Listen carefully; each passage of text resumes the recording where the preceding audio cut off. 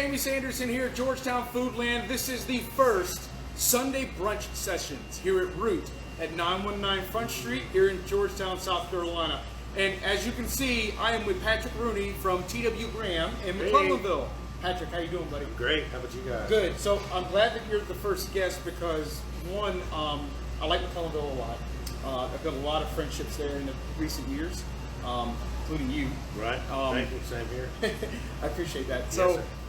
what I wanted to do with this concept is, one, treat some of the chefs and the restaurant owners to some cuisine here in Georgetown, get them familiarized with what we offer here. And I think it's really good for you to come here since you're like around seafood and stuff, and since Root does a lot of things with seafood, that'd be super for you to try. Certainly. Okay. I love to try. Okay, so what we want to do is we want to have you first tell everybody who you are, what you do, what your restaurant is, All right. and basically have a free fall here just a little bit, kind of talk about what your restaurant is. All right. I'm Patrick Runey, and I'm sitting here with Jamie here at Root. I own T.W. Graham Restaurant in McClellanville. We've been in business since 1894. We are closed all day on Mondays, open for lunch Tuesday through Sunday from 11 to 2:30, and then 3 dinner shifts Thursday, Friday, and Saturday nights from 5 to 8:30. And we're a seafood restaurant. We have random specials as well. I do have burgers and grilled chicken and stuff too, and large salads, some veggie options. So that's what we do.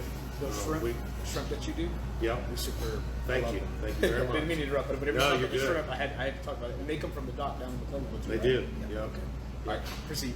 So that's it. That's what we do. We're a little hole in the wall. We love it just the way we are. People that come there, that's exactly what they're expecting, and that's what we try to give them. Some good Southern hospitality in a little tiny town. So Awesome. So let's talk about the major component of what's been going on with the restaurant industry. Let's talk about the pandemic, COVID situation. Oh yeah. How has that affected you in the beginning, and how is it affecting you now? You know, we adjusted. Everybody was thrown a curveball, so we just made adjustments. We obviously went up to all to goes, and from there we ended up opening our side porch. Once they opened up to 50%, we opened up just our side porch, and we're still basically serving everyone just to go. Then when they finally opened up to 100%, we opened everything to a 50%, and that's still where we're at. We're pro masks and stuff. We're sitting here, but it's kind of difficult to talk and do this interview with a mask. So it's sitting right here next to me. But anyhow, so yeah, and we've survived. It's been very difficult. It's been very trying. There's been a bunch of hoops to jump through. I've never bought more sanitizers and bleaches and peroxide base cleaners and cleansers and gloves and masks and stuff before, but I think it's an eye-opener to everybody. Yep, and also with you guys being in the restaurant industry, you're already about cleaning the city, right? Yeah. But now it's kind of like ramped up to 10. Oh boy, it's we've got people that work for me. They all have families. People that come in, they all have families, and everybody wants to be safe.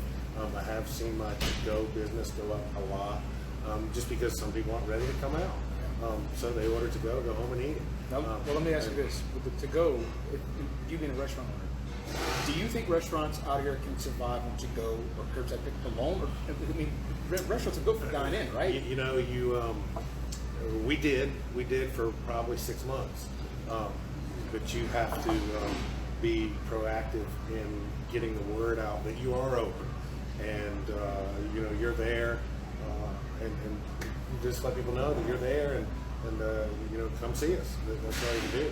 That's the key thing about restaurant owners, making sure that they're very visible out on social media and in the public.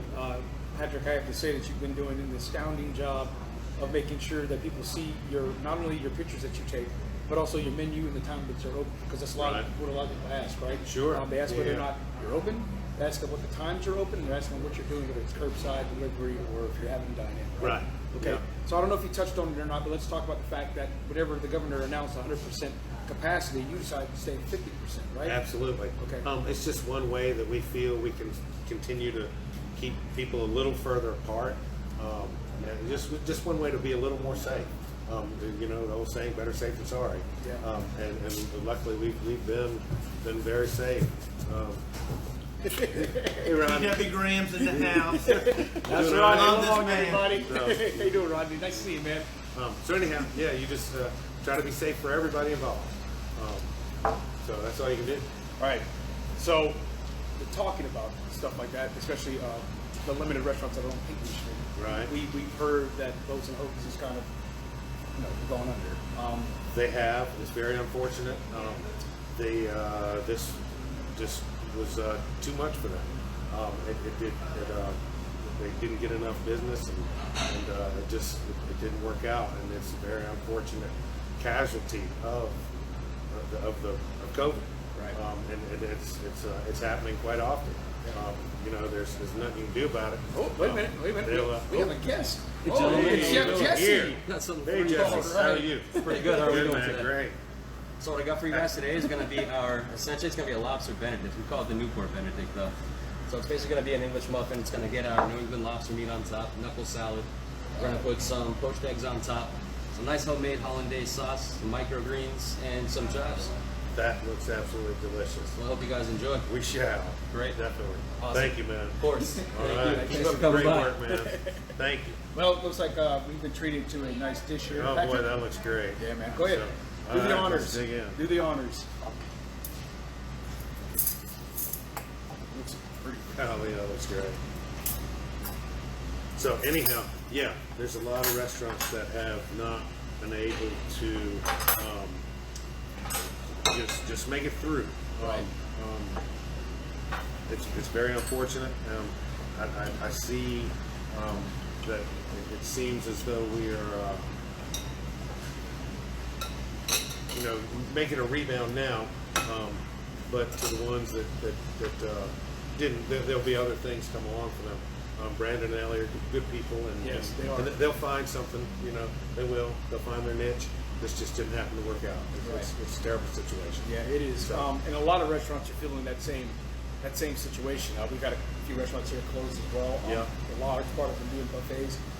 Fortunately, though, there's been a restaurant that's opened up in Merle's Inlet, Judy Boone's Family Kitchen, that is a buffet, and they have been slam packed every single day.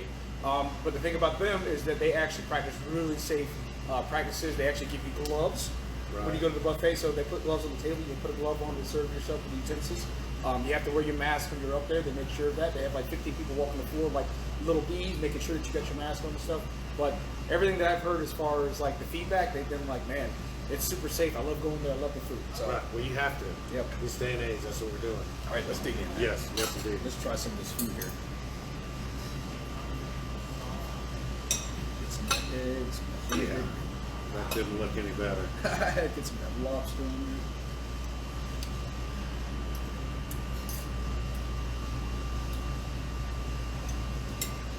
Wow, that's beautiful. Man, it tastes good. Especially that lobster, the egg in there. Yeah.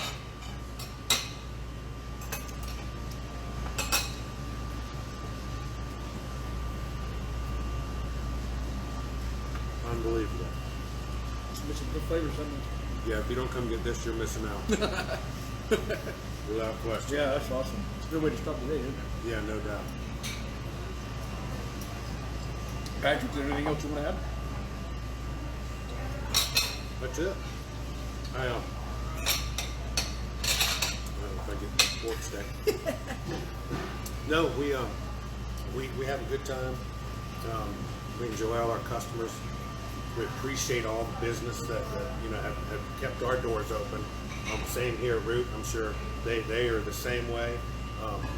That all the people who come in, they're the ones that are paying the bills right now for everybody.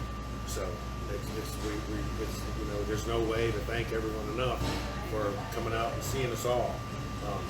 So thank you, guys, from everybody in the restaurant industry and in the area. Without you guys, our lights wouldn't be on, and you wouldn't be able to come and get some of this great food. Look at it. I mean, I know you want some, but you can't have it. So I'm here now.